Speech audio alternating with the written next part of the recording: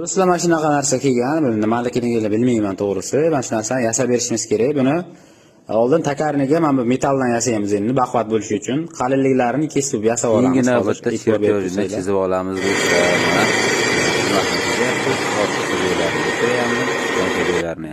Chizmani chizib bo'lgandan keyin kesadigan programmaga o'tkazamiz.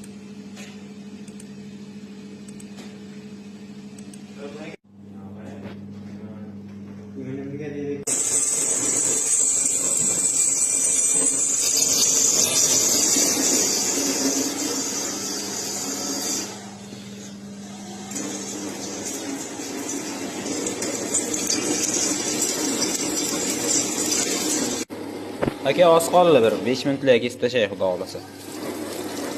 Mana